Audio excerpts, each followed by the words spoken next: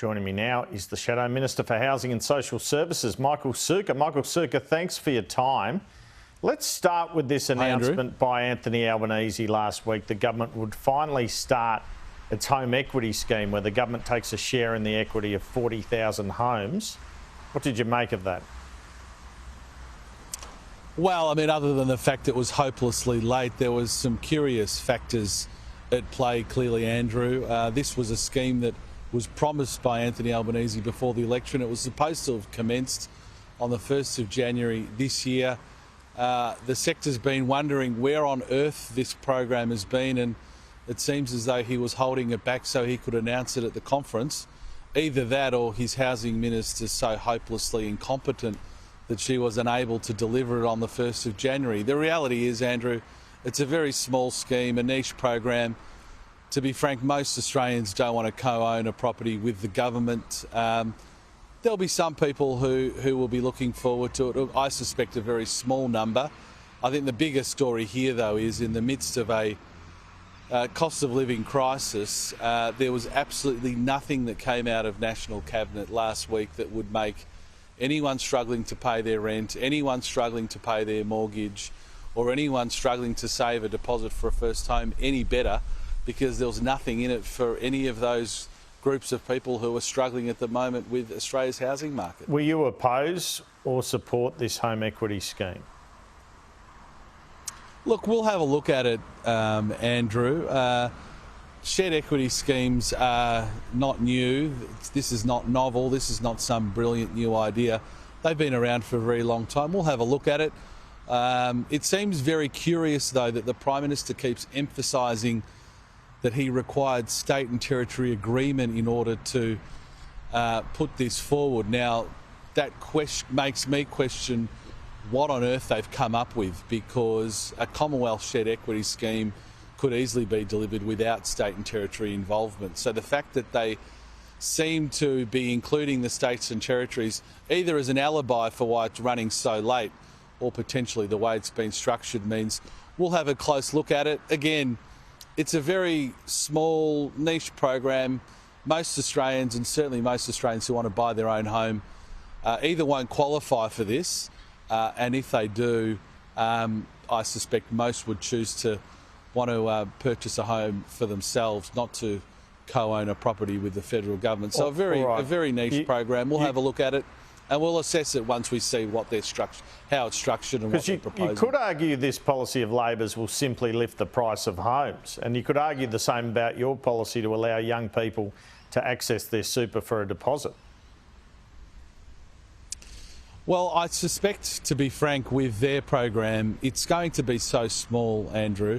I don't think it's going to touch the sides, to be frank. So, in a theoretical sense, I understand what you're saying.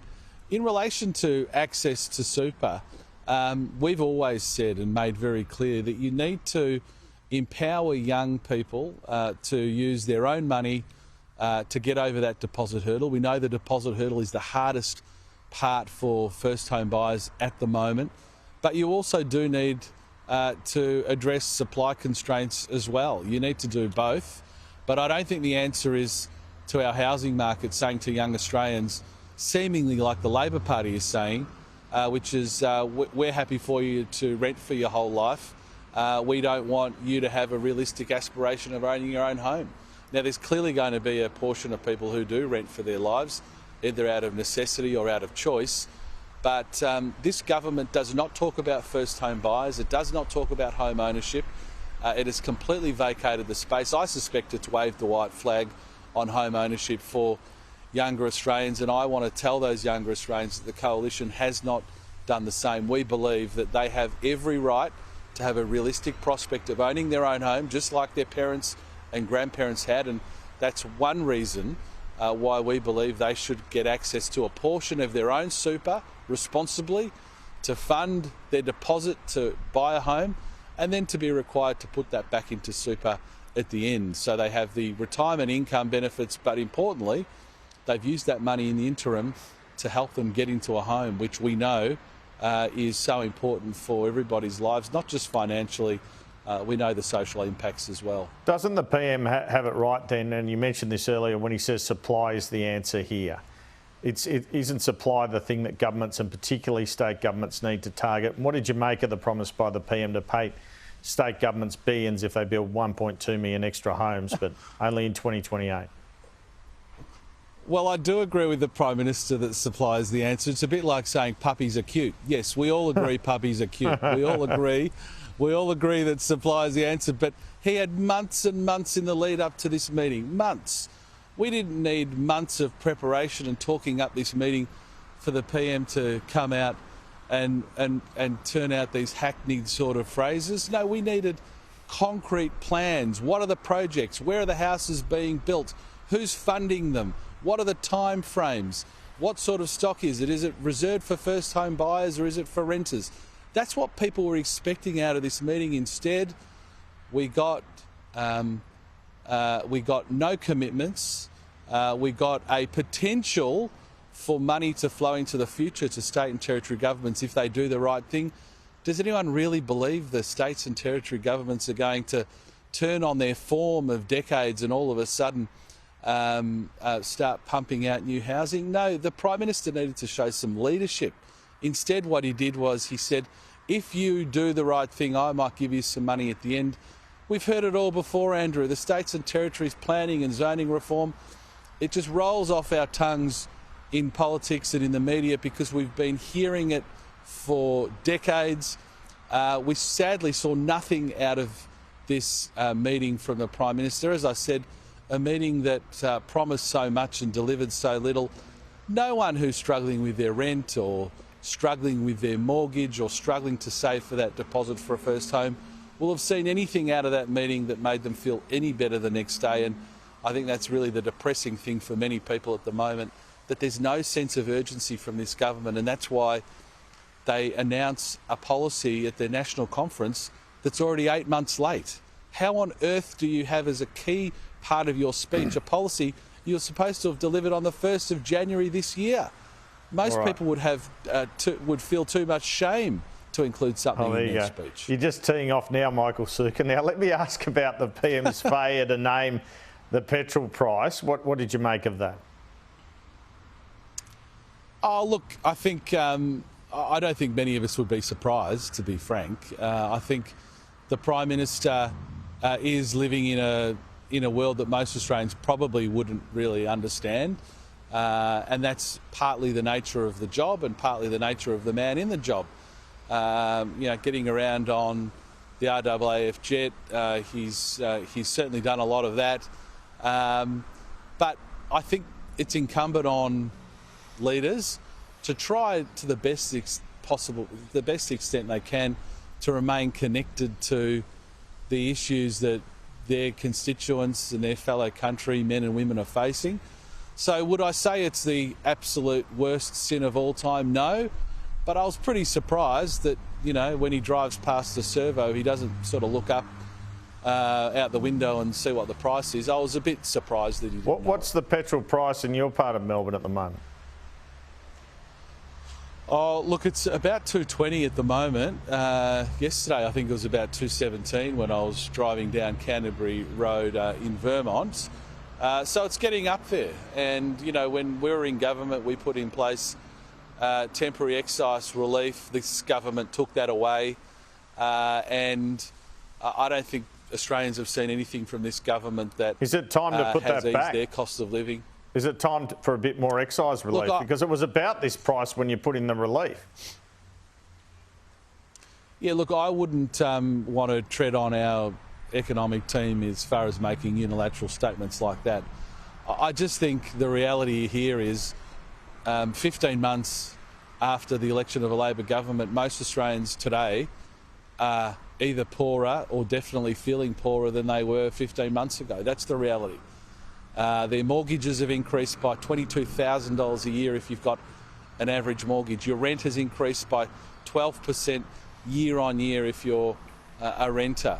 Your fuel costs have gone up, your grocery prices have gone up, and yet we've got our Prime Minister jetting around the world telling Australians that they've never had it better. I mean, we sit there in Parliament listening to the Treasurer, listening to the Prime Minister, essentially saying Australians should feel very grateful at how good everything is. And I wonder if that's part of his disconnect from what people out there are really feeling. And we saw that, again, not the worst sin of all time, not knowing the petrol price, but maybe he is so disconnected from what real people are dealing with that when we raise these issues in the parliament, he's genuinely perplexed as to why we are saying that people are doing it so tough. Because sometimes in parliament he does seem genuinely of the view that, you know, we're making this up, and we're not, because we're out every day listening to people and we know how much they're struggling. All right, on The Voice, big rally in WA yesterday led by Micaiah Cash chanting, "If you don't know, vote no." Is that the best slogan? And I noticed the Blue Ridge set there, a lot of older Australians at that rally. Isn't that where the main no support comes from?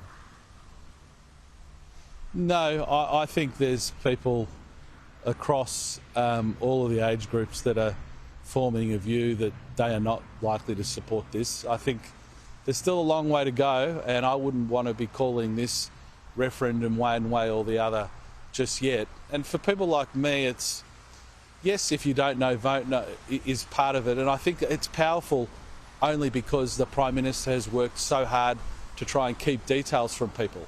It's not as though people are not trying to go out and get that information, but so much of the detail is being actively hidden by the Prime Minister. But for me, Andrew, I have to say, my reason for voting no is that I don't want to entrench racial division in our society. I come from a migrant background myself, and one of the great things for me growing up in speaking to my father and my parents was that it didn't matter how long your family had been here. Once you were an Australian, we're all equal. And that was something that gave me a lot of comfort, whether your family was here for one generation, could trace their family back to the First Fleet, or indeed had been here for 60,000 years. We're all absolutely equal under the law and equal democratic rights. And I just wouldn't want to see us change that. So for me, it's not necessarily a don't know, vote no. It's a let's not build in racial divide into our country. In the end, we're all Australians, regardless of what our ethnicity is. All right, nearly out of time, just a couple of quick things. The PM said yesterday there's little difference between your stance and the government's on The Voice. What did you make of that? He's kidding himself. How desperate can you get? I mean, we've heard for months leading up to this, the Prime Minister virtue signalling about his leadership and the position he was taking on this. No one in the coalition has ever proposed entrenching racial division like this into our constitution. So, you know, if he is so desperate that he's scraping the bottom of the barrel to use those arguments, then maybe the yes case is in more trouble than I was alluding to earlier. The reality is we don't want to see entrenched in our constitution differing rights based on nothing more than the blood that's flowing through your veins, your ethnicity. As I said, as an Australian with a migrant background, Andrew, I consider myself just as Australian. But you don't mind The Voice. That was his point. You don't mind constitutional recognition on one hand, and you don't mind a voice on the other. All he's doing is putting them together. Wrong. No, that is wrong. So constitutional recognition has been essentially Liberal Party policy since John Howard was Prime Minister. Indeed, the Labor Party campaigned against it at that referendum. They campaigned against the constitutional recognition that John Howard stood for, which in essence remains our party position. So that is unquestioned. But no, we don't support A Voice. We've said that we would support regional and local bodies providing advice to government. That's not A Voice. They're regional and local bodies, just like we do right now, quite frankly, listening to various groups, and particularly in relation to Indigenous policy, but for essentially every portfolio. So, look, if the Prime Minister's so desperate to say there's nothing to see here, this is all bipartisan, I think they're in a bit more strife than perhaps many of us thought. All right, just finally, Jim Chalmers getting a lot of mileage out of the Intergenerational report this week. I guess we've heard for some time there's going to be a blowout over decades in government costs. How worried should we be about this? Well, look, I don't think we'd be surprised that a Labor Treasurer is rubbing his hands together to try and have a document that might justify him jacking up all sorts of taxes and charges on Australians. I mean, let's be frank. Labor governments love these opportunities and will love looking at the Intergenerational report and looking at the future imposts on government as a great justification for higher taxes. That's what Labor governments do. I mean, Andrew, I'm in Victoria.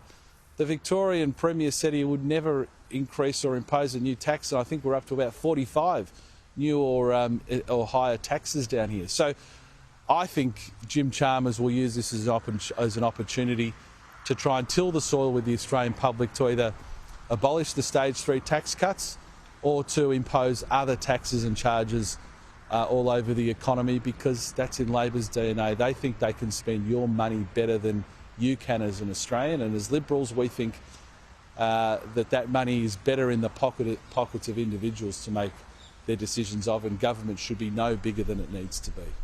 Michael Sukkar, Shadow Minister for Housing, Social Services, thanks so much for your time this afternoon. Thank you, Andrew.